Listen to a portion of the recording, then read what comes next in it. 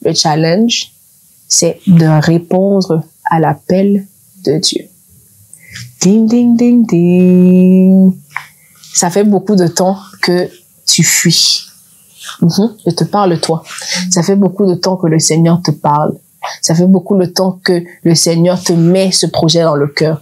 Le Seigneur te met ce business. Il te met ce ministère. Ça fait beaucoup d'années que le Seigneur te cherche. Il te demande, viens me servir à l'église. Viens entrer à la chorale. Viens chanter à la chorale. Viens mettre en œuvre ton talent de chant. Ça fait beaucoup d'années que le Seigneur te dit, viens me servir dans le ministère des enfants. Viens me servir dans le ministère des jeunes. Bonjour, bienvenue sur ma chaîne Catotalks dans ce nouvel épisode avec moi, Nelly, où on parle et nous apprenons de tout ce qui est catholique du point de vue d'une jeune catholique. On se dispose tout le monde, on se dispose. Au nom du Père et du Fils et du Saint-Esprit. Amen. Dieu de bonté, Dieu de gloire, merci pour ce moment que tu nous permets de passer dans ta présence. Nous appelons ton Esprit Saint qui vienne parmi nous, qui vienne nous guider, qui vienne disposer nos cœurs, qui vienne ouvrir notre intelligence afin que nous puissions entendre ce que tu as pour nous, qu'il ouvre nos cœurs afin que nous puissions recevoir le message que tu as pour nous, Seigneur. J'implore que ton esprit parle à travers moi, que tout ce que je dirai, Seigneur, vienne que de toi et vienne pour édifier mes frères et mes sœurs. C'est par le nom de Jésus-Christ que j'ai prié. Amen. Au nom du Père, du Fils et du Saint-Esprit. Amen.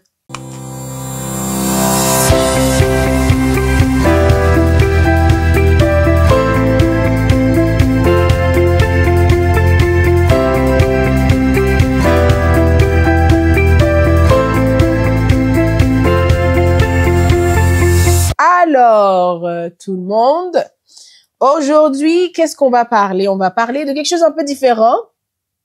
On n'a pas l'habitude de parler de cela, mais c'est une année très, très importante dans l'Église catholique. Spécialement, c'est aussi ouvert à tous les autres dénominations chrétiennes, mais pour nous, à l'Église catholique, c'est une année très spéciale qu'on appelle l'année jubilaire. Je pense que ici il y a des trucs qui vont tomber autour de moi. C'est une année très spéciale pour nous, pour l'Église catholique. Donc on va parler. Qu'est-ce qu'une année jubilaire? Ça sort d'où? Est-ce que c'est juste un rituel catholique que les catholiques ont juste créé?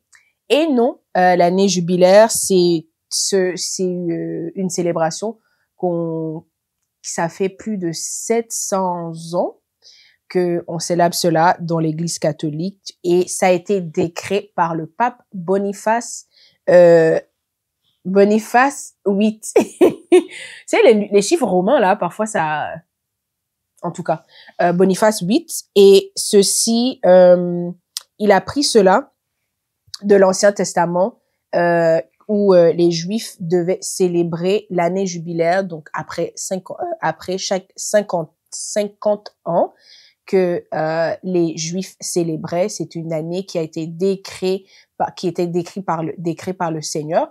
Donc dans Léviticus 25 versets 10 à 15, le Seigneur disait à Moïse que après à la 40e année, il devrait se préparer pour célébrer à la 50e année le jubilé, et à cette année et dans l'Ancien Testament, cette année jubilaire, les Juifs ne travaillaient pas.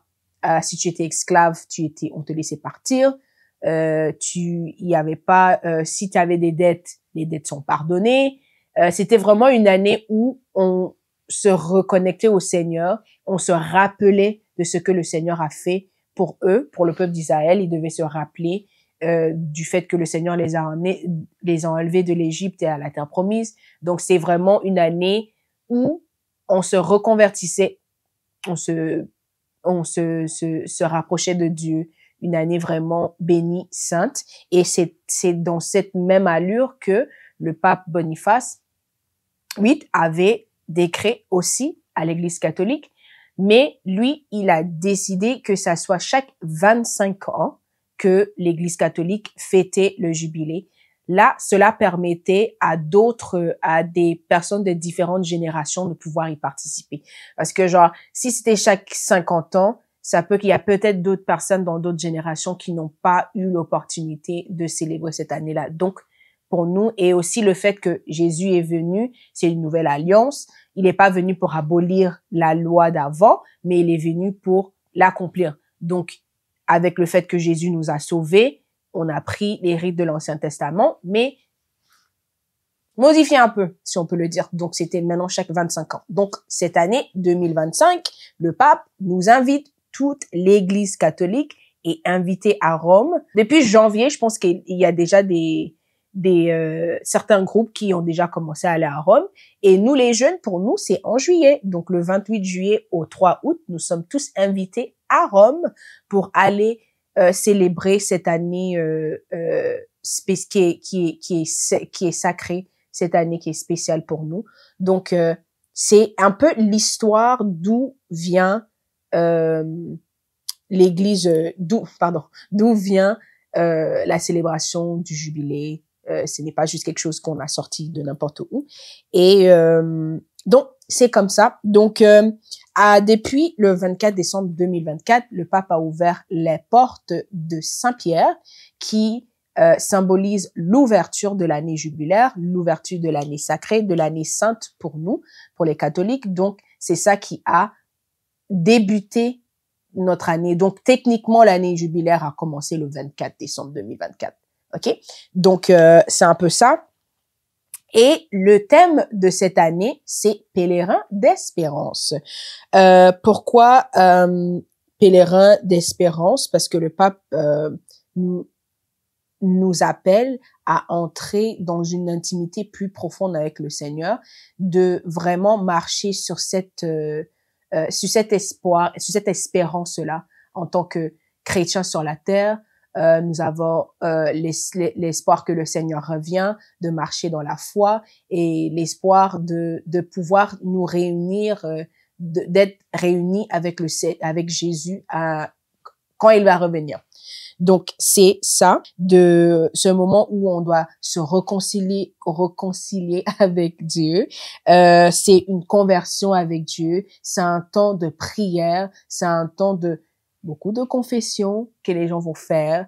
Vraiment s'ouvrir au Seigneur, demander pardon pour tous les torts qu'on a pu commettre et vraiment s'ouvrir à ce qu'il veut vraiment faire pour nous. Donc, vraiment, cette année est une année très, très bénie et très sainte.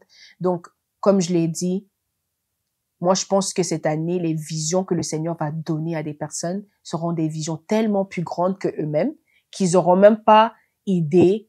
Genre, ça serait tellement des visions folles. Quand je dis des visions vraiment folles à l'humain, à l'être humain, à l'œil humain. Donc, cette année, une année très, très spéciale pour nous, les catholiques. Et comment est-ce que, en tant que jeune, pour moi, ça, ce serait mes astuces que je pourrais donner. Comment, en tant que jeunes, nous pouvons vivre cette année, vivre ce temps que le Seigneur nous appelle. Donc, c'est aussi que je dirais que c'est aussi un temps où le Seigneur nous appelle, nous amène au désert. Parfois, beaucoup de fois, je veux dire, en tant que chrétien, on pense que le désert, c'est quelque chose de tellement mauvais, que c'est tellement quelque chose de négatif. Alors que le désert, c'est vraiment où le Seigneur nous parle. C'est vraiment où on fait une rencontre radicale avec le Seigneur.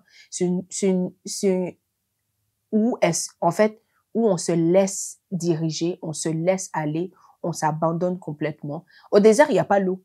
Il n'y a pas de nécessité première au désert. Donc, imaginez ça, vous êtes dans le désert, il n'y a rien.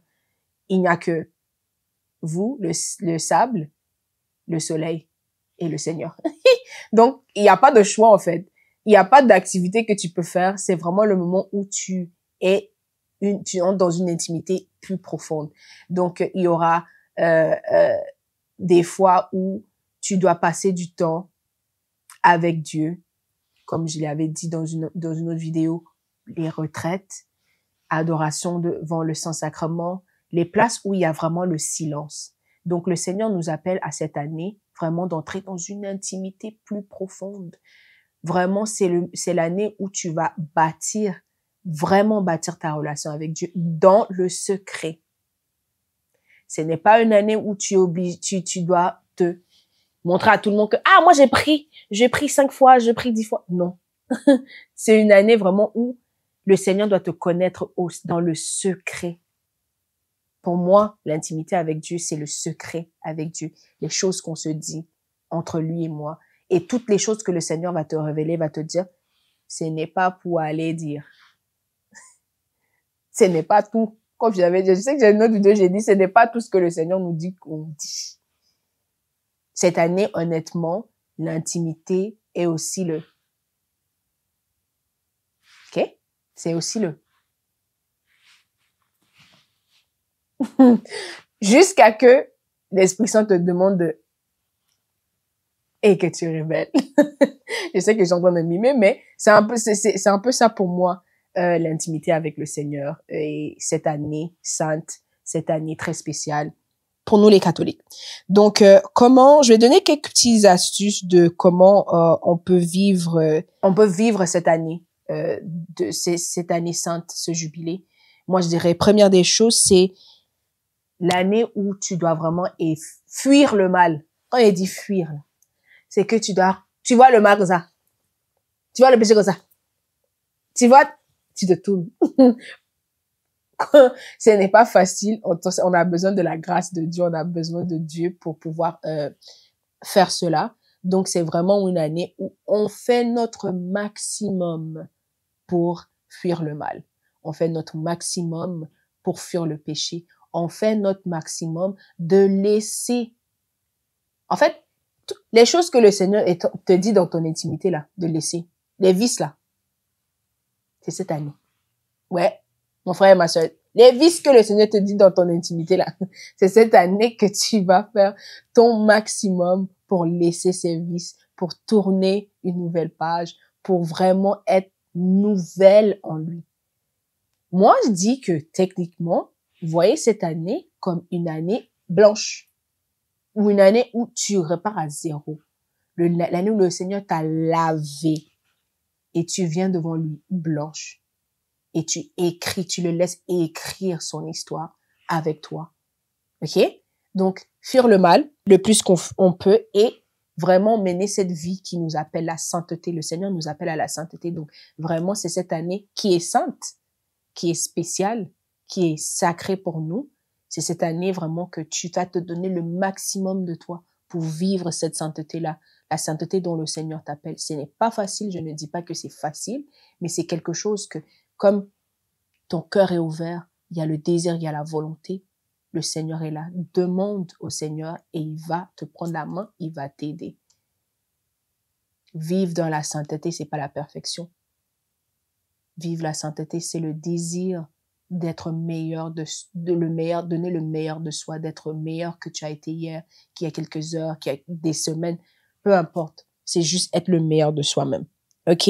Donc, il nous demande de passer cette année dans la sanctification, dans la sainteté, dans la crainte.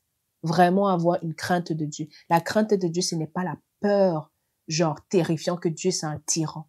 Non. La crainte de Dieu d'une manière où tu ne veux pas le décevoir.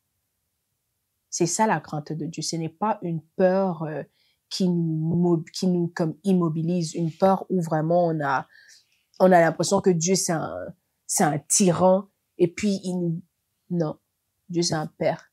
De la même manière que tu veux pas décevoir ton père terrestre, c'est la même manière que tu dois avoir la crainte de Dieu. OK? La deuxième chose que je dirais, c'est vivre une année d'intimité. Je l'ai dit tantôt, l'intimité, vraiment le secret. La vraie intimité avec Dieu, c'est les prières que tu fais dans le secret. C'est ce moment de silence que tu passes. C'est ces moments de retrait que tu prends. Ce n'est pas forcément as-tu vu, j'ai prié. Tout le monde n'a pas besoin de savoir que tu es en train de prier, que tu as prié 5 fois, 10 fois. Non. Ce n'est que entre toi et Dieu. Donc vraiment, prends cette année comme une année d'intimité où tu grandis avec lui dans le secret.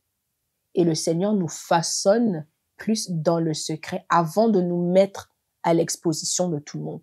Quand il a fini de te façonner dans le secret là, il prépare aussi le terrain pour le public de pouvoir venir te recevoir, pour que tu ailles briller avec tout le façonnement. Je ne sais pas si c'est français, hein, façonnement, façonnage, avec tout ce qu'il a fait avec toi dans le secret. Il va préparer aussi le terrain afin que tu puisses aller manifester, aller proclamer, aller partager avec les personnes dont il a déjà travaillé le terrain. OK? Donc, prier,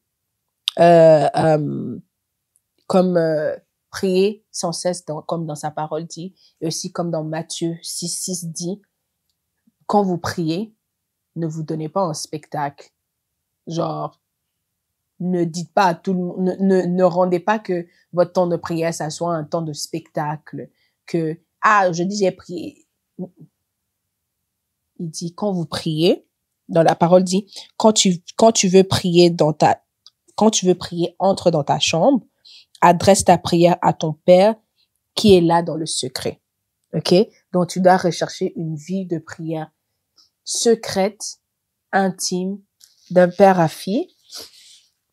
Et c'est en ce moment-là que tu es capable, le Seigneur est vraiment capable de te trouver, tu es capable de le voir, de l'entendre, de voir les visions et de pouvoir laisser qu'il télécharge ce dont il a besoin pour toi, ce dont il veut que tu accomplisses pour lui. OK? Le troisième, que moi, je pense que c'est un sujet en lui-même. Hein. Le troisième, c'est, en cette année, le challenge, c'est de répondre à l'appel de Dieu. Ding, ding, ding, ding. Ça fait beaucoup de temps que tu fuis. Je te parle, toi. Ça fait beaucoup de temps que le Seigneur te parle. Ça fait beaucoup de temps que le Seigneur te met ce projet dans le cœur. Le Seigneur te met ce business. Il te met ce ministère. Ça fait beaucoup d'années que le Seigneur te cherche. Il te demande, viens me servir à l'église. Viens entrer la chorale. Viens chanter à la chorale. Viens mettre en œuvre ton talent de chant. Ça fait beaucoup d'années que le Seigneur te dit, viens me servir dans le ministère des enfants. Viens me servir dans le ministère des jeunes. Ouvre ce business. Commence cette organisation de non-profit. Cette association, non, il te parle. Ça fait beaucoup d'années que le Seigneur te parle, mon frère, ma sœur. Cette année 2025, réponds à l'appel. Même si ça te fait peur, réponds parce que le Seigneur, il va mettre en œuvre tous les outils. Il va te mettre en connexion avec les personnes qui sont supposées te rattacher à lui, les personnes qui sont supposées t'aider à accomplir la mission pour laquelle il t'a donné. Donc 2025, les portes ont été ouvertes. Les portes des apôtres, je dirais, à Rome ont été ouvertes. Le ciel est ouvert en 2025 pour nous. Je le dis, j'ai les frissons. Le ciel est ouvert en 2025 pour nous. Et quand le ciel est ouvert, les prières montent, les réponses descendent. Donc, c'est l'année où le Seigneur répond aux cris que tu faisais il y a des années. Il a répondu. Donc, c'est à toi maintenant de répondre à l'appel qu'il a mis sur ta vie. Donc, 2025, réponds à l'appel. Réponds à l'appel. Ne te laisse pas intimider par ce que tu vois autour de toi. Ne te laisse pas intimider par ta capacité humaine. Ne te laisse pas intimider par les obstacles de l'ennemi. Ne te laisse pas intimider. Ne regarde pas à ce que tu es aujourd'hui. Fais-lui confiance. S'il t'a donné la vision, c'est parce qu'il sait. Il sait comment il va l'accomplir. Il a juste besoin de ton oui. Que tu décroches l'appel. Et quand tu décroches, tu vas voir comment ta vie va changer. Ce n'est pas qu'il n'y aura pas d'obstacle, mais il sera avec toi. Il va tout orchestrer. Il va tout arranger afin que tu accomplisses. Parce qu'il veut que tu accomplisses la mission qu'il t'a donnée. Donc, pourquoi il va pas arranger les faits, en fait? Nous, on a peur. Moi, je parle à moi-même aussi. Moi-même aussi, je me parle. On a peur de la vision que le Seigneur nous donne parce qu'on regarde je regarde à mes capacités humaines, à mes capacités de maintenant et dit, ouais, Seigneur, toi aussi, tu as frappé lourd. J'ai dit ça. Mais je me laisse vraiment diriger. Je ne sais pas qu'est-ce que le Seigneur t'a mis à cœur. Je ne sais pas c'était quoi le rêve que tu avais. Je ne sais pas ce que l'ennemi te chuchote par rapport au doute. Peut-être il te dit c'est trop tard. Il dit que tu es trop vieille, ou tu n'es pas assez, ou tu es trop jeune. Ne laisse pas ces mensonges habiter dans ton cœur. Dis oui au Seigneur et laisse-le te guider. Ce rêve que toi, tu as tant voulu, que tu as peut-être dit dans ton cœur que c'est fini. Donc, c'était ça, mes petites astuces pour vous, pour l'année jubilaire. Pour ceux qui ne pourront aller qui vont pouvoir aller à Rome, honnêtement, je vous souhaite un temps fabuleux à Rome, un temps vraiment où vous allez expérimenter, marcher sur les pas de Saint-Pierre. Ouh! Moi, j'ai pleuré. J'ai envie de réexpérimenter ça complètement. Parce que je l'ai fait, j'étais un peu épuisée des JMJ. Mais, si prête à Dieu, cette année, je vais aller avec l'esprit clair. Ça serait mon premier stop, donc je ne serais plus épuisée d'avoir marché sur le soleil du Portugal. Mais vraiment, pour ceux qui peuvent, allez-y. Allez répondre à l'appel que le pape a pour nous et répondre à l'appel que le Seigneur, il a mis dans ton cœur. Toi, tu sais. Tu sais ce que le Seigneur t'a mis dans le cœur. Donc, dis oui. Donc, merci tout le monde d'avoir écouté cet épisode où j'ai parlé du jubilé de cette année qui est très spécial. Je pense que c'est quelque chose que nous devons en parler plus. Je pense que, on n'en parle pas beaucoup des années spéciales dans l'Église catholique. Peut-être parce que nous, l'Église catholique, on fait pas trop de bruit. C'est ça aussi notre problème. On fait pas de bruit, donc les gens savent pas. Les gens aussi, si ton prêtre n'a pas parlé de ça à l'église, qui écoute les news du Vatican? Entre vous, soyez honnêtes. Qui écoute les news du pape? Qui savait que cette année était l'année jubilaire? Et c'était quoi le thème? C'est un thème même on a déjà commencé à discuter de ça depuis l'année dernière. Pèlerin d'espérance, le pape a invité les églises à commencer à faire le pèlerinage dans leur ville aussi avant cette année-ci. Donc, lisez sur le thème, cherchez le message que le pape